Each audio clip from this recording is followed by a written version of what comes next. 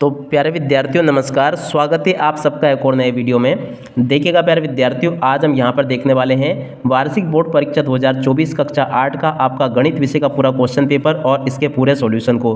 तो प्यारे विद्यार्थियों, इसलिए आप सब लोगों से रिक्वेस्ट है कि आप लोग इस वीडियो को पूरा देखकर जाइएगा, जिससे कि आपको कक्षा 8 का गणित विषय का पूरा क्वेश्चन पेपर अच्छी प्रकार से समझ में आ सके।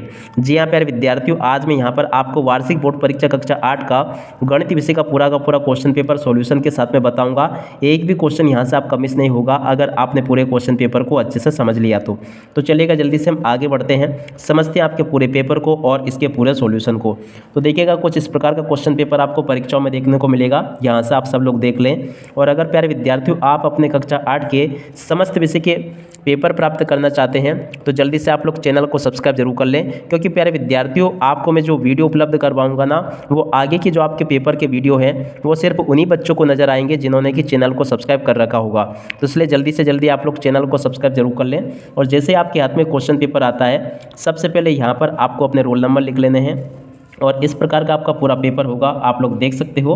प्रश्न नंबर 1 देखते हैं, सही विकल्प चुनकर लिखिए। अब देखो सही विकल्प चुनकर कैसे लिखना है। बहुभुज के भाव में कोणों के मापों का योग होता है, कितना होता है 360 डिग्री, ठीक है ना। यहाँ से आप सब लोग इसको नोट कर लोगे। उसके बाद में अगला क्वेश्चन पढ़ते हैं, प्रश्न नंबर 2। इसमें क्या पूछा गया, वर्ग 20 30 की निम्न सीमा होगी। तो देखिएगा वर्ग 20 से लेकर 30 तक की निम्न सीमा क्या होगी, 20 होगी। तो ये इसका राइट आंसर आ जाएगा। तो 12 नंबर का इसका राइट आंसर है।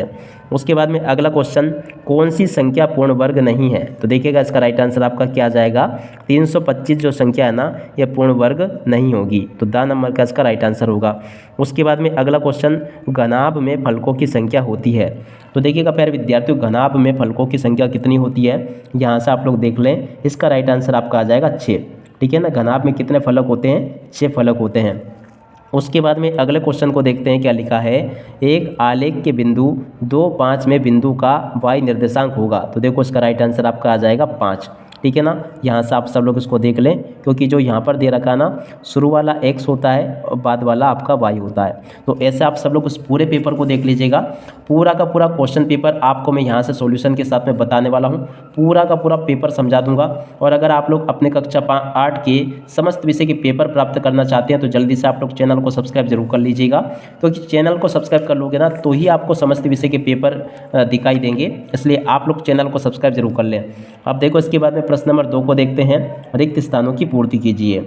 अब देखो रिक्त स्थानों की पूर्ति आपको कैसे करनी है। पहला रिक्त स्थान समझे, किसी वस्तु की अंकित मूल्य में दी जाने वाली छूट को क्या कहते हैं। तो देखो इसको कहा जाता है बट्टा या डिस्काउंट, ठीक है ना। दोनों में से कोई भी एक आप लोग यहाँ पर लिख सकते हो, ठीक है ना। इस प्रकार से आप लोग इसको देख लें। अब इसके बाद में अगले क्वेश्चन को पढ़ते हैं, क्या लिखा है। देखिएगा, दंड आलेख विभिन्न श्रेणियों की तुलना करने के लिए उपयुक्त होती है। तो यहाँ पर आपको क्या लिखना, तुलना करने के लिए उपयुक्त होती है। उसके बाद में अगला क्वेश्चन, संख्या 49 की अंक पलटने पर प्राप्त संख्या होगी। देखो जब 49 अंकों को पलट देंगे, इसको इधर ले लेंगे, इसको उधर कर देंगे, तो क्या बन जाएगा 94। ये इसका राइट आंसर आ जाएगा। संख्या 98 का बीजांक होगा, तो क्या होगा, 2 होगा। इस प्रकार से आप लोग इसको देख लें और पूरा का पूरा इसको समझ भी लें।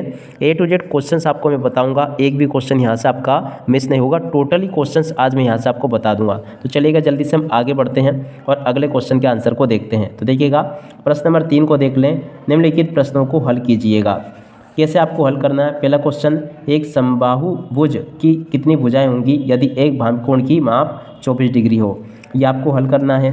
उसके बाद में देखो ये वाला क्वेश्चन, एक बाग में 2025 पौधे इस प्रकार लगाए जाने हैं कि प्रत्येक पंक्ति में उतने ही पौधे आए जितनी पंक्तियों की संख्या हो, ठीक है ना। पंक्तियों की संख्या और प्रत्येक पंक्ति में पौधों की संख्या ज्ञात आपको करनी है। आइलर सूत्र का प्रयोग करते हुए अज्ञात संख्या ए को ज्ञात कीजिएगा। अब यहाँ पर आपको ए संख्या ज्ञात करनी है आइलर सूत्र का प्रयोग करते हुए, ठीक है ना। तो इस प्रकार से यहाँ से आप लोग देख लो। तो देखो प्यारे विद्यार्थियों, यहाँ तक का पूरा पेपर मैंने आपको बता दिया। अब इसके बाद के आगे के जो क्वेश्चन आपके पेपर में पूछे गए हैं उनको भी समझ लेते हैं। तो देखो आपके पेपर में आगे कुछ इस प्रकार के क्वेश्चंस आपको देखने को मिलेंगे। दिए गए रेखा चित्र के अनुसार नीचे दिए गए प्रश्नों के उत्तर आपको देना है, ठीक है ना। दोनों अक्ष रेखा पर क्या क्या सूचनाएं दिखाई गई है। तो देखो इस पर क्या दिखाई गई है, इसमें तापमान दिखाया गया है इस पर, और इस पर समय दिखाया गया है, ठीक है ना। अब प्रातः 10 बजे कितना तापमान दर्शाया गया है। अब देखो प्रातः 10 बजे देखा जाए तो ये 10 यहाँ पर बज रही और तापमान कितना है 40 डिग्री, ठीक है ना। तो यहाँ पर आपको लिख देना है प्रातः 10 बजे कितना तापमान दर्शाया गया 40 डिग्री सेल्सियस। उसके बाद में कितने बजे सबसे कम तापमान दर्शाया गया। देखो कितनी बजे सबसे कम तापमान है, प्रातः तो यहाँ पर है। अब देखो सबसे कम कौन सा जा रहा है, ये कितना जा रहा है 34 है, और ये यहाँ पर 36 है, यानी कि 35। तो ये सबसे कम तापमान कब दर्शाया गया, शाम को 6 बजे। तो यहाँ पर लिख देंगे शाम 6 बजे सबसे कम तापमान दर्शाया गया। कब, शाम 6 बजे। ठीक है ना, इस प्रकार से आप लोग इसको नोट कर लोगे। और उसके बाद में देखो यहाँ पर आपका एक क्वेश्चन लिखा है, निम्नलिखित योग में ABC अक्षरों का मान ज्ञात कीजिए।